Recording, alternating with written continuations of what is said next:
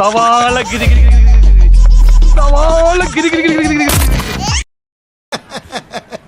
എന്റെ അമ്മോ, എന്റെ ജീവിതത്തിൽ ആദ്യമായിട്ടാണ് ഞാൻ ഇങ്ങനെ സംഭവം കാണുന്നത്. ക്യാബിനറ്റ് ബസ് ഇതിന്റെ കാലാവധി 15 കൊല്ലം കഴിഞ്ഞാൽ മ്യൂസിയത്തിൽ വെച്ചാൽ തന്നെ കേരളത്തിലെ മുഖ്യമന്ത്രിയും ക്യാബിനറ്റ് മന്ത്രിമാരും സഞ്ചരിച്ച വാഹനം എന്നുള്ള നിലയിൽ ലക്ഷക്കണക്കിന് ജനത കാണാൻ വേണ്ടി തന്നെ വരും. ഇതൊക്കെ കാണുകയും കേൾക്കുകയും ചെയ്യുമ്പോൾ വാസ്തുവിൽ ചിരിയാണ് വരുന്നത്. തലക്ക് കല്ലളയിൽ പോയ ആൾക്കാർ ഇവിടെ ഉള്ള പോലെ വേറൊരു സ്ഥലത്തുണ്ടോ എന്ന് എനിക്ക് തോന്നുന്നില്ല. നമ്മളെയാണല്ലോ മച്ചമ്പി.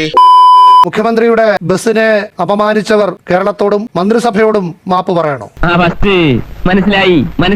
അല്ല, ഞാനിപ്പോ മാപ്പ് പറയാൻ ആഗ്രഹിക്കുന്നത് അല്ലെങ്കിൽ മാപ്പ് പറയാൻ പോകുന്നത് ഈ അടുത്ത കാലത്ത് ദിവംഗതനായ ശ്രീ ഉമ്മൻചാണ്ടി എന്ന് പറഞ്ഞ നേതാവിനോടാണ്. മുഖസ്തുതിയാണെന്ന് വിചാരിക്കരുത്. അദ്ദേഹം കേരളത്തിലെ 14 ജില്ലകളിൽ ജനസമ്പർക്ക പരിപാടി നടത്തിയപ്പോൾ ഒരു തഹസിൽദാർ ചെയ്യേണ്ട ജോലി അല്ലെങ്കിൽ ഒരു വില്ലേജ് ഓഫീസർ ചെയ്യേണ്ട ജോലി കേരള മുഖ്യമന്ത്രി ചെയ്യുന്നതിന്റെ സാങ്കത്യമാണ് ചോദ്യം ചെയ്തത്. എന്ന് വെച്ചാൽ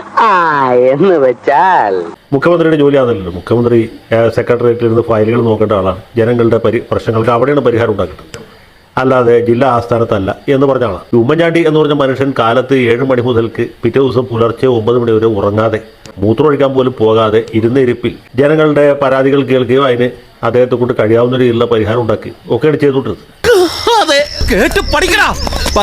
ഇവിടെ ഇപ്പോൾ എന്താ സംഭവിക്കുന്നത്? 20 മുഖ്യമന്ത്രിയും 19 മന്ത്രിമാരും, 2 പേരെ കാലാവധി കഴിയാൻ പോവുകയാണ്. ഇങ്ങനെ ഒരു വലിയ സംഘം ഒരു ഉല്ലാസയാത്രയായിട്ട് പണ്ട് സ്കൂളിൽ നിന്ന് കുട്ടികളെ എക്സ്കർഷൻ കൊണ്ടുപോകുന്നത് ബാംഗ്ലൂർ, മൈസൂർ, ഊട്ടി ഒക്കെ പോകുന്ന പോലെ ഇവർ നാട് ഒട്ടുക്ക് സഞ്ചരിച്ച് 140 മണ്ഡലത്തിലും ചെന്ന് ജനങ്ങളുടെ പ്രശ്നങ്ങൾ എന്തൊക്കെയാണെന്ന് ചോദിച്ച് മനസ്സിലാക്കി അതിന് പരിഹാരം ഉണ്ടാക്കാൻ പോകുന്നു. എന്നെയാണ് വിശ്വാസം. പിന്നെ പറഞ്ഞ വാക്ക് പാലിക്കുന്നില്ലേ നീ? ഒന്ന് ആലോചിച്ചു. അപ്പോൾ ഉമ്മൻചാണ്ടിയെ ആക്ഷേപിച്ചത് നമ്മൾ ഓരോരുത്തരും, അദ്ദേഹത്തെ വിമർശിച്ചവരെല്ലാവരും അദ്ദേഹത്തോട് പരലോകത്തിരിക്കുന്ന ഉമ്മൻചാണ്ടിയോട് ഇന്ന് മാപ്പ് ചോദിക്കേണ്ട ദിവസമാണ്. ഞാൻ അതിനാണ് ഈ അവസരം വിനിയോഗിക്കുന്നത്. സത്യത്തിൽ അദ്ദേഹം എത്ര മഹാനായിരുന്നു, അല്ലെങ്കിൽ അദ്ദേഹത്തിൻ്റെ ജനങ്ങളോടുള്ള പ്രതിബദ്ധത എത്ര വലുതായിരുന്നു നമ്മൾ മനസ്സിലാക്കണം ഇപ്പോഴാണ്. വേലിലിരുന്ന പാമ്പിനെ എടുത്ത് വച്ചു എന്ന് പറഞ്ഞ പോലെ ആയി. ഇന്ത്യയുടെ ചരിത്രത്തിൽ ഒരു മുഖ്യമന്ത്രി ഇതുപോലെ ചെയ്തിട്ടില്ല. അതുകൊണ്ട് ബാലം പറഞ്ഞ് ശരിയാണ്, ഇത് മ്യൂസിയത്തിൽ വെക്കേണ്ട വണ്ടിയാണ്. ചേട്ടൻ എന്നെ പറ്റി എല്ലാം പറഞ്ഞു വെച്ചിരിക്കുകയോ. കാരണം ഇന്ത്യയിലെ ഇപ്പോൾ 28 സംസ്ഥാനങ്ങളിൽ ഒരു സംസ്ഥാനത്തും ഈ ഇന്ത്യക്ക് സ്വാതന്ത്ര്യം കിട്ടിയ ശേഷം, അല്ലെങ്കിൽ ഇന്ത്യ റിപ്പബ്ലിക് ആയതിനു ശേഷം മന്ത്രിസഭ ഒന്നടങ്കം പോയ ചരിത്രം ഉണ്ടല്ലോ. പണ്ട് NT രാമറാവു ആന്ധ്രാപ്രദേശിൽ മുഖ്യമന്ത്രി ആയിരുന്ന കാലത്ത്, അത് 1984 സമയത്താണ് ജനങ്ങളുടെ ഇടയിൽ അദ്ദേഹത്തിന് നഷ്ടപ്പെട്ടു പോയി എന്ന് സംശയിച്ച ആ ജനപ്രീതി വീണ്ടെടുക്കാൻ വേണ്ടി രഥയാത്ര നടത്തിയിട്ടുണ്ട്. അത് ഇതുപോലെ തന്നെ ഒരു വാഹനമായിരുന്നു, അത് രഥമായിട്ട് കൺവെർട്ട് ചെയ്തു. അങ്ങനെ മന്ത്രിമാരെ സെക്രട്ടേറിയറ്റിൽ ഇരുത്തിയിട്ടാണ് രാമറാവു പോലും ആ രഥയാത്രയ്ക്ക് പോയത്. ഇതങ്ങനെയല്ല, എല്ലാ മന്ത്രിമാരും കൂടി ഒരുമിച്ച് വിനോദയാത്രയ്ക്ക് പോകുന്നു, ചീഫ് സെക്രട്ടറിയെയും കൂടെ കൊണ്ടുപോകും, ഭരണം ബസ്സിലിരുന്ന് നടത്തും. നിന്റെ തലയ്ക്ക് വല്ല അസുഖമുണ്ടോ? ഇല്ല.